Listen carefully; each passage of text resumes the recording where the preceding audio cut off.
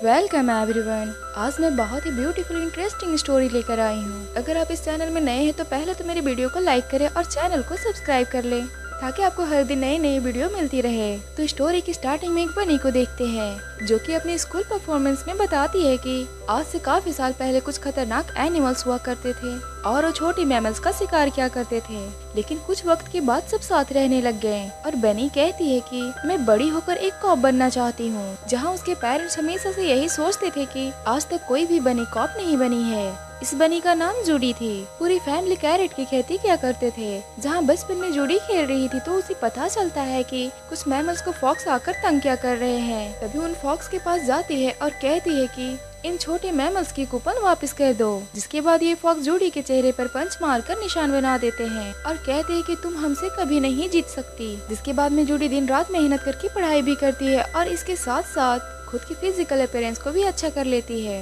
जिसके बाद उसका सिलेक्शन कॉप में हो जाता है। यहाँ पे मेयर सभी के सामने जूडी का इंट्रोडक्शन कराते हैं और यहाँ पे मेयर के एक असिस्टेंट थी जिसका नाम बेलवेदर था। वो जूडी को देखकर खुश थी और बोलती कि मुझे बहुत खुशी हुई कि हम छोटे एनिमल्स आगे निकल पा रहे हैं। जूडी अपने पेरेंट्स को गुड बाय करके जूटोपिया के लिए निकल पड़ती है जहाँ से उसके सारे सपने सच हो सकते थे। जूटोपिया एक बहुत बड़ा शहर था जिसके अंदर सारे एनिमल एक साथ रहा करते थे। यहाँ पे कोई किसी को नहीं डरा सकता था और ना ही कोई मैमल्स डरा करते थे। जूडी को एक घर मिलता है जो एक छोटा सा एक रूम होता है। जूडी पहले ही दिन अच्छी तरीके से रेडी होकर जल्दी से पहुंच जाती है जहाँ पे वो एक कॉप से मिलती है रिसेप्शन पे, जो कि बोलता है कि तुम तो बहुत ही क्यूट बनी हो और शायद आज से पहले किसी भी बनी कॉप को नहीं देखा है। इसके बाद में हम देखते हैं इस पुलिस स्टेशन के पुलिस मास्टर को जिसका नाम था बुगो। यहाँ पे बैठे सारे कॉप को इन्फॉर्म करता है कि आए दिन कुछ मैमल्स की मिसिंग की रिपोर्ट आ रही है जिसमें से 14 मैमल्स अभी तक गायब हो चुके हैं। वो सभी की टीम बनाता है। इन सभी कॉप्स को मैमल्स को ढूंढने का मिशन मिल जाता है, लेकिन जब जूडी की बारी आती है तो उसे सिर्फ और सिर्फ पार्किंग चालान काटने की जॉब दिया जाता है। लेकिन जूडी ये जॉब बिल्कुल भी नहीं चाहती थी, लेकिन उसे कहा जाता है कि अगर तुम दिन में 100 चालान काट दोगी तो बहुत बड़ी बात होगी। जिसके बाद में जूडी आधे दिन के अंदर ही 200 चालान काट देती है। जूडी को पता चलता है कि एक शॉप के अंदर छोटे मैमल्स को आइसक्रीम नहीं दिया जा रहा है। इसी कारण शॉपकीपर को जूडी बोलती है कि मैं तुम्हारी रिपोर्ट लिख सकती हूँ कि तुम बिना ग्लव्स पहने ही इन एनिमल को आइसक्रीम दे रहे हो। जिसके बाद यहाँ खड़े फॉक्स और उसके बच्चे को आइसक्रीम मिल जाती है, लेकिन बाहर जाने के बाद पता चलता है कि ये फॉक्स तो बिल्कुल फ्रॉड निकला।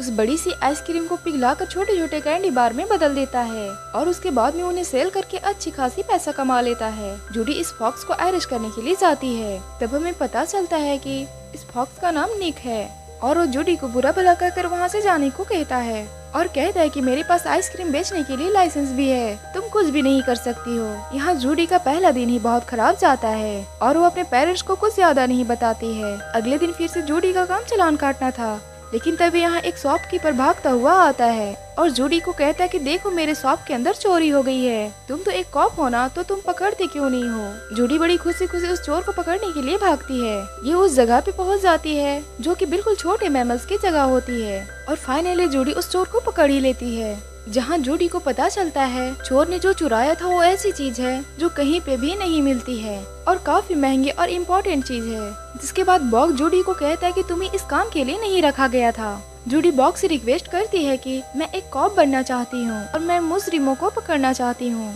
और तभी इन दोनों की बातों के बीच में एक लेडी पहुँच जाती है जो कि बोगो के सामने कहती है कि मेरे हस्बैंड पिछले 10 दिन से गायब हैं और आप लोग उसे क्यों नहीं ढूंढ पा रहे हैं। जिसके बाद में जूडी प्रॉमिस करती है कि आपके हस्बैंड को मैं ढूंढ के निकाल दूंगी। बोग यहाँ पे जूडी को कहता है कि अगर तुम्हें किसी को ढूंढना है तो तुम्हारे पास सिर्फ और सिर्फ 2 दिन है। अगर तुम उस एनिमल को नहीं ढूंढ पाई तो तुम्हें खुद को रिजाइन देना होगा।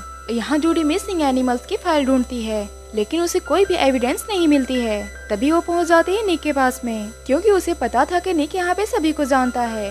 लेकिन निक जूडी को कहता है कि मेरे पास में ढेर सारे काम हैं और मैं तुम्हारी हेल्प नहीं करना चाहता हूँ। और इसी के साथ जूडी के सामने ये भी बोल देता है कि एक दिन का $200 कमाता हूँ। जूडी यहाँ पे निक के उसी के बातों में फंसा देती है और कहती है कि इस हिसाब से तो तुम्हें ढेर सारा टैक्स भरना चाहिए और ये सारी बातें तुमने ही कही है, मेरे पास इसकी रिकॉर्डिंग भी है। अगर तुम बोलो तो अभी तुम्हें अरेस्ट करवा सकती हूँ। निको को ना चाहते हुए भी जूडी का हेल्प करनी पड़ती है। जो एनिमल मिसिंग हुआ था वो एबिट था, इसी कारण वो एक योगा क्लास में जाते हैं जहाँ एमिट योगा किया करता था। यहाँ योगा टीचर बताता है कि वैसे तो मुझे किसी के भी बारे में नहीं पता है, लेकिन हमारे क्लब के अंदर ऐसे कुछ मैमल्स हैं जो कि एमिट के बारे में जानते होंगे। जहाँ पे जूडी और निक पहुँच जाते हैं बाकी एनिमल से एमिट के बारे में पूछने के लिए। यहाँ पे एमिट के बारे में पता चलता है कि पता नहीं कैसा अलग से बिहेव कर रहा था, फिर एक दिन व्हाइट कार में बैठकर चला गया। यहाँ पे उन्हें उस कार का नंबर भी पता चल जाता है। निक कहता है कि मेरे आरटीओ में कुछ जान पहचान है तो शायद वहाँ पे हमारी हेल्प हो सकती है। जब ये आरटीओ में पहुँचते हैं तो वहाँ पे काम करने वाले सारे के सारे स्लो मोशन थे। जूडी वहाँ पे बहुत इरिटेट हो जाती है और पूछती है कि जल्दी से उस कार के ऑनर के बारे में बता दो। उस कार के ऑनर के बारे में जैसे उन दोनों को पता चलता है वो दोनों निकल पड़ते हैं। इधर जूडी और निक को व्हाइट कार भी मिल जाती है, लेकिन जब उस व्हाइट कार के अंदर जाने के बाद जूडी के एमिट के बारे में पता चलता है, वही निक को पता चलता है कि ये कार तो मिस्टर बिग के लोगों की है और शायद हमें यहाँ पे नहीं आना चाहिए था क्योंकि वो जूटोपिया के सबसे बड़े डॉन हैं। तभी यहाँ पे मिस्टर बिग के लोग आ जाते हैं और उस जूडी और निक को अपने साथ ही ले जाते हैं। यहाँ जूडी को लगता है कि मिस्टर बिग तो बहुत बड़ा डॉन होगा, इसका मतलब है कि वो कोई व्हाइट पोलर बियर होगा, लेकिन वहाँ से तो एक बहुत छोटा सा मैमल्स निकलता है। मिस्टर बिग यहाँ पे जूडी और निक को बोलता है तुम्हारी हिम्मत कैसी हुई कि हमारे कार के अंदर आए, जहाँ पे जूडी बताती है कि बहुत सारे मैमल्स मिसिंग हो रहे हैं, इसी के साथ मैं एमिट के बारे में पूछने के लिए आई हूँ। लेकिन मिस्टर बिग इनके बातों में बिल्कुल भी इंटरेस्टेड नहीं थे और वो जूडी और निक को मगरमच्छ को खिलाने वाले थे कि तभी वहाँ पे मिस्टर बिग की बेटी आ जाती है, जिसके बाद में मिस्टर बिग की बेटी कहती है कि यही तो वो कॉप है जिसने मेरी जान बचाई थी। जूडी को देखकर हाय हेलो कहती है। उसके बाद मिस्टर बिग उन दोनों को छोड़ देते हैं और एमिट से रिलेटेड सारी इन्फॉर्मेशन देते हैं कि एमिट हमारे काफी अच्छा दोस्त था, उसे लेने के लिए हमने हमारे ही कार भेजी थी, लेकिन ना जाने उसे क्या हो गया और उसने हमारे ड्राइवर के ऊपर ही अटैक कर दिया। तो गाइस नेक्स्ट एपिसोड देखने के लिए इस वीडियो को लाइक करें और शेयर करें और चैनल को सब्सक्राइब करें। Thanks for watching.